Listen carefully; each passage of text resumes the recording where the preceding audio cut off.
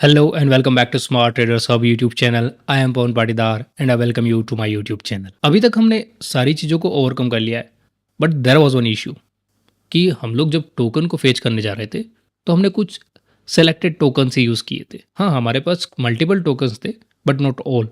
तो इसमें हम ये जानने वाले हैं कि कैसे हम ज़ीरोधा से ही सारे इंस्ट्रूमेंट टोकन निकाल सकते हैं। हमको याद रखने की ज़रूरत नहीं है। ज़ीरोधा वो फैसिलिटी प्रोवाइड करता है, मतलब उसको हम ऑटोमेट कर देंगे बेसिकली। अब ये होता कैसे काम उसको हम समझ लेते हैं। ज़ीरोधा के पास लिस्ट ऑफ टोकन्स होते हैं पर्टिकुलर सिंबल्स के लिए। इससे मेरा क्या मतलब है? ये आप में सिंपल ट्रेडर है। आप और हम लोग किस किस में ट्रेड करते हैं भाई? NFO, commodity. बट कितने सिंबल्स है जो सेबी इशू करता रहता है। कोई कंपनी को डीलिस्ट करता है, लिस्ट करता है। कितने स्ट्राइक प्राइस होते हैं, वो भी तो चेंज होते रहते, एक्सपायर होते रहते, नए ऐड होते रहते। तो ये सब क्या है, सेबी मैनेज करता है, एनएससी बीएससी को देता है। मतलब एनएससी बीएससी मैनेज करता है और सेबी को रखता है लूप में, and then it provides to same information to Zerodha and all other brokering firm. तो वहाँ से हम लोग वो इन्फॉर्मेशन निकाल लेंगे।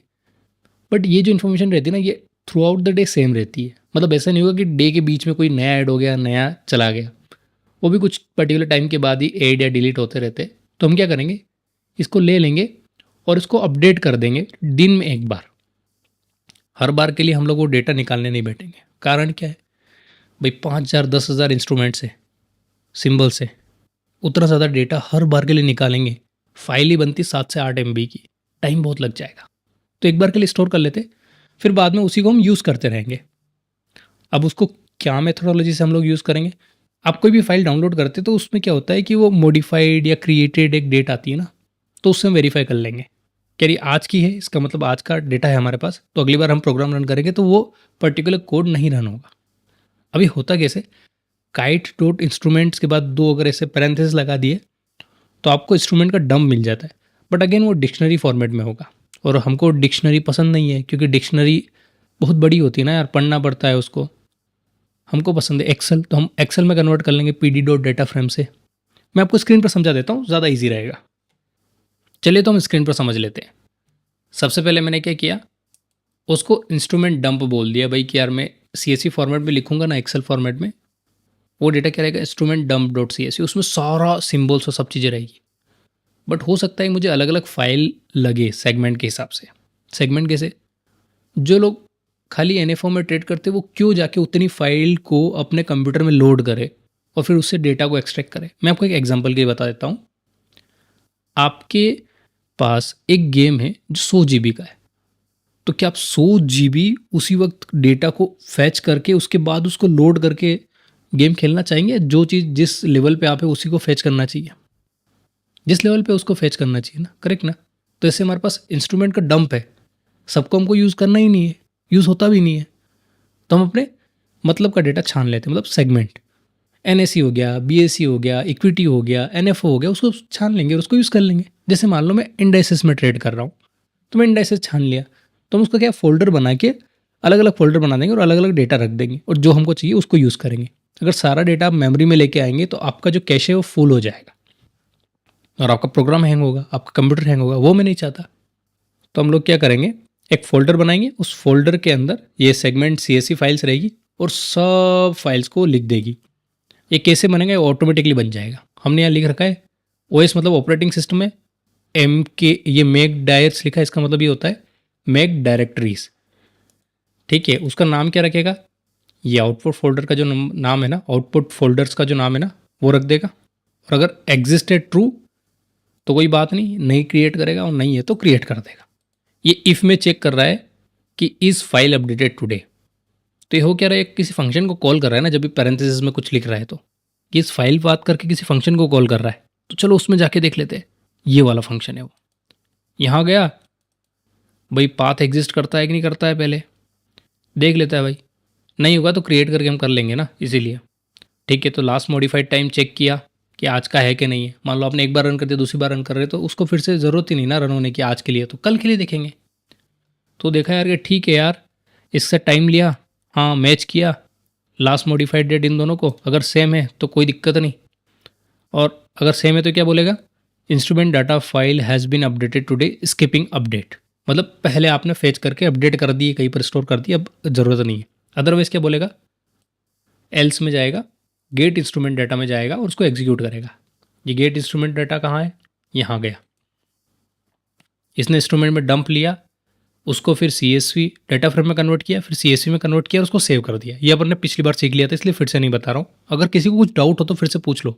मुझे कम्युनिटी क्रिएट करनी है जहाँ पर लोग एक दूसरे की हेल्प कर पाए। क्या होता है ना, हर टाइम तो मैं भी अवेलेबल नहीं रह पाता, बट अपने पास कम्युनिटी रहेगी तो एक दूसरे की हेल्प करके लोग ग्रो कर सकते हैं। ठीक है, तो सारा इंस्ट्रूमेंट आ गया, सेव हो गया।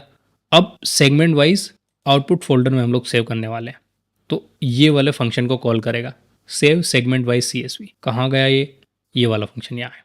एक्चुअली क्या, फंक्शन ऊपर लिखते हैं, कॉल नीचे से करते हैं। आप पहले अगर कॉल कर लेंगे तो उससे पहले तो फंक्शन एग्जिस्ट नहीं करता, इसीलिए नहीं होगा। तो फंक्शन ऊपर लिखे हुए हैं और कॉल नीचे लिखा हुआ है, उसको कॉल करने का तरीका। इसको ऐसा समझ लीजिए कि यार आपको किसी को बुलाना है तो उसको नाम से बुलाओगे ना, तो जो पैरामीटर्स है ना, ये पैरामीटर्स डाल के आप उसको बुलाते हो। ठीक है, ऐसा समझ लो। और उसका और भी टर्मिनोलॉजी अगर मेरे को आएगी तो मैं समझा दूंगा आपको बीच में, और कुछ डाउट हो तो मुझे पूछ लो, मैं बता दूंगा वैसे भी। तो अब इसने क्या किया, वो जो CSV फाइल थी ना, सारा डंप वो रीड किया और उसको सेगमेंट करेगा। अब ये उसने क्या किया, जो सेगमेंट होता है, अब सेगमेंट में क्या आता है वो बताता हूँ। इंस्ट्रूमेंट डंप भी आपने नहीं देखा होगा तो आप तो कंफ्यूज है।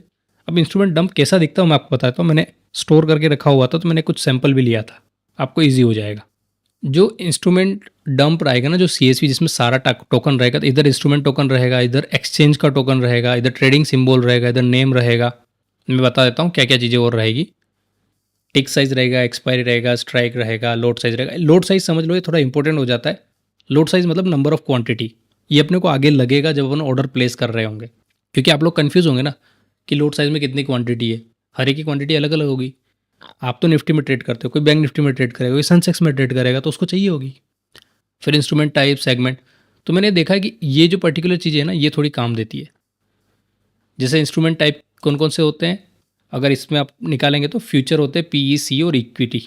फिर सेगमेंट क्या होते हैं, BCD, ये बहुत सारे सेगमेंट होते हैं, इसीलिए बोल रहा था। एक्सचेंज भी ये सब चीज़ें होती है। आपने तो 2 ही एक्सचेंज सुने होंगे, BSE NSE, बहुत सारी चीज़ें होती है। उसमें भी FO मतलब होता है, FO का मतलब होता है फ्यूचर एंड ऑप्शन, तो BSE का अलग और NSE का अलग दिख जाएगा, बट उसके अलावा बहुत सारे सेगमेंट्स होते हैं।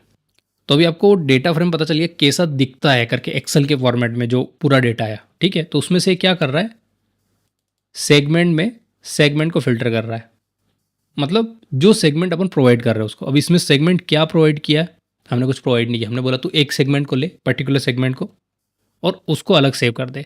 मैं आपको बता देता हूँ। सेगमेंट मतलब पहले इसने लिया BCD फ्यूचर और उसका एक अलग फाइल बना दिया CSV, फिर इसका अलग बना दिया, फिर इसका अलग बना दिया, फिर इसका अलग बना दिया, BSE NSE सबका। तो सबका डेटा अलग अलग आ गया अपने पास, सबका ट्रेडिंग सिंबल और सबका डेटा अलग अलग हो गया। फिर आउटपुट फोल्डर में गया और सेगमेंट के नाम से उसने CSV फाइल बना दी और सेव कर दी। तो बस यही है, जो हमने डेटा फेच किया उसको हमने सेव कर दिया। चलो इसको रन करके बता देता हूँ मैं आपको कैसा दिखता है। ये देखो, ये इसने सेव कर दिया, NCO future data dot CSV, NSE data dot CSV। तो बढ़िया है ना, अपने पास सारा डेटा डॉट CSV आ गया, अलग अलग फाइल आ गई एक फोल्डर के अंदर। मैं आपको यहाँ भी बता देता हूँ, इधर साइड में भी दिख जाएगा आपको। एक फोल्डर बनेगा, फोल्डर के अंदर मल्टीपल फाइल्स रहेगी।